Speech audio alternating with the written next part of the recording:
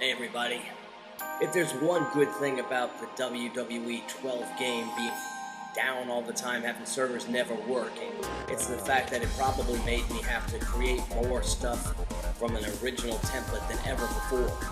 One of the things I get asked a lot is about how I create things, and I figured I'd never put a video together on creating templates or creating calls, things of that nature. So here we have one where I'm going to show you how I came up with one of the many logos that we've used this year in rings. And this is for the upcoming July fantastic event called the Great American Bash.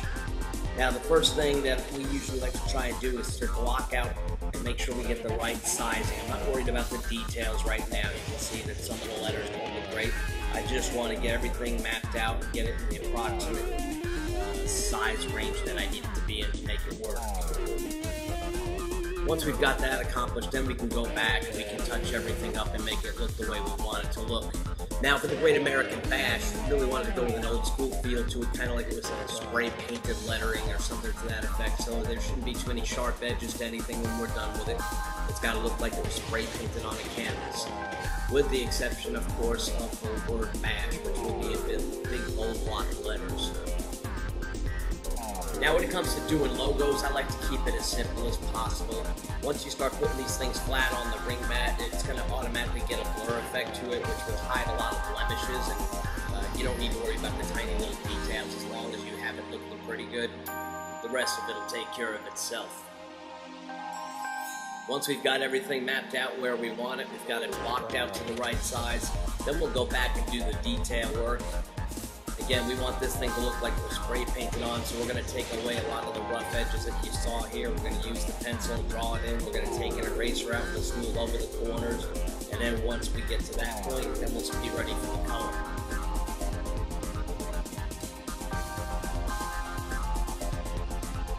See, there's certain parts of this where we kind of let it go long in certain areas, we overlap certain things because, again, it's supposed to have the look of spray painting, and that's not going to come out with clean lines on it.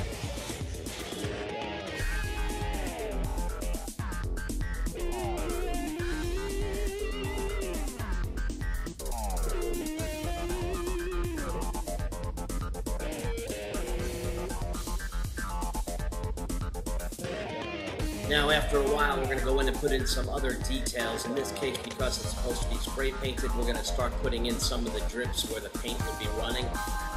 You don't want to get crazy with this kind of stuff. At this point in time, you don't want to take away from the main feature of the logo by putting too much small detail in. It just distracts. But a few drips here and there just gives it the overall effect that you were looking for, which in this case was the spray paint effect.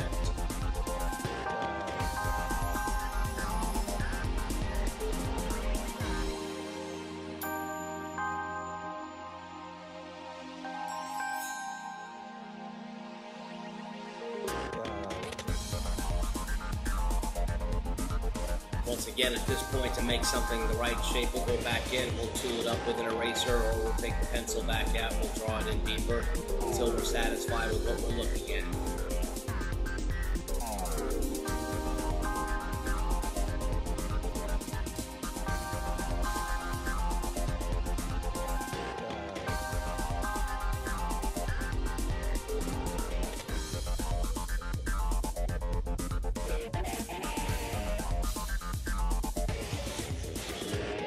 Go back in and put a few more of those drips that we talked about earlier, and again, paint drips are usually going to be at the end of a stroke or the beginning of a stroke.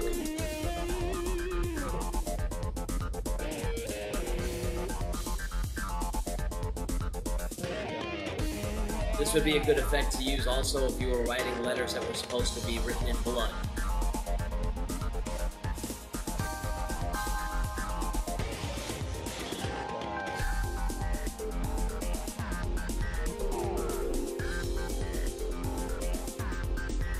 Now it's time to add the coloring in.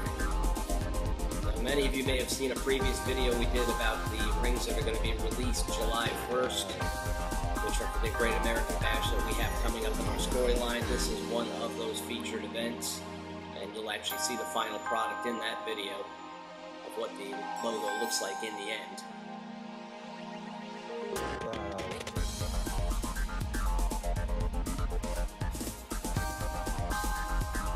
Now, originally we thought about going with the bash just as solid letters and all that, but it looked kind of boring, so we wanted to add something to it. One of the thoughts we had was putting stars inside the lines of the letters that make up the word bash, but that's been done a million times before. We decided to take instead a large star outline and have it kind of overlap a couple letters and make the star a part of the lettering that makes up the word bash, as you can see here. Then we just delete the other parts in between that wouldn't be there, and then it becomes a part of the actual letters, and then we'll of course apply a separate color to it to make it pop. And since this is the Great American Bash, it would be of course red, white, and blue. And since we've got red and blue already used, that leaves us with white for the star effect.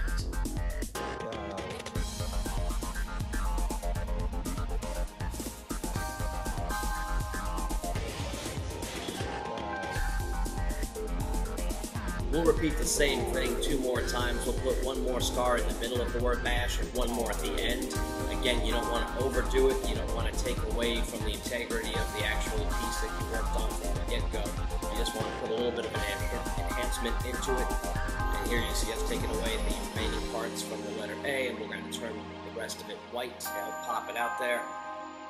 And when it comes to the lettering part, we're done. Now we go for the main logo, the part that's going to be on the mat. We do this in layers because it's a lot easier, especially if you have a detailed logo. We start out with the background, and then we're going to layer everything on top of it.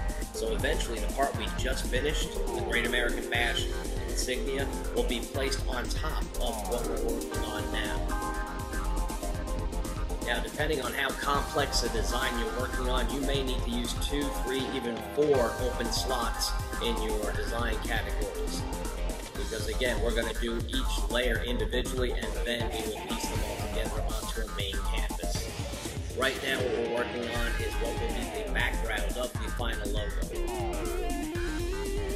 And once again, we wanted to have an old school feel to it, so we've got the shooting star effect with the tail comet coming off the back end of it, and we're touching up the very tip to give it a nice clean edge. And even though it's not perfect there on the underneath side, it's good enough because once we start finalizing this thing and coloring it in and then laying it down on top of the mat, it'll look as smooth as glass. So what we've done now is we've copied it to a second frame, and now we're just inverting it and turning it upside down. So basically, the 2 comets will form a complete circle when we put them back together on the main page. And there you have it. Now from here we can start again working on the coloring. Again, using the red, white, and blue theory because it is the Great American Bash.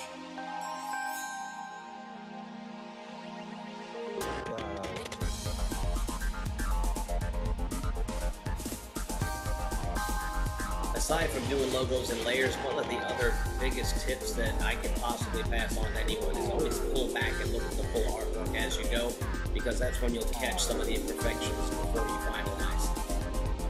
So the one thing I don't like about this is it's off-center, so once again I copy it into a free frame, and now I'm just going to center it perfectly, and this will be our main canvas that we build on top of. Now that we've got the logo where we want it, we're going to import the Great American Bash that we put together earlier, the wording, and we're going to put that over the logo. We're going to shrink it down, make it fit exactly the way we want it to, and this is what's going to go on top of the mat.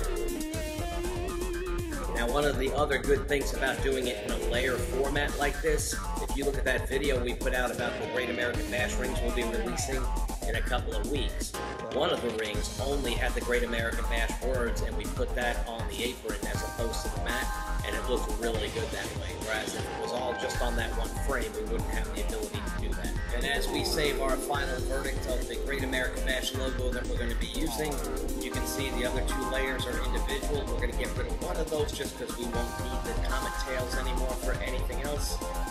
I hope this has helped you out in some ways, maybe giving you a tip or 2 that you didn't know before. Meantime, if you guys have some tips for everybody else, feel free to leave them right here in the comments. We've got some more original stuff coming at you in the very near future.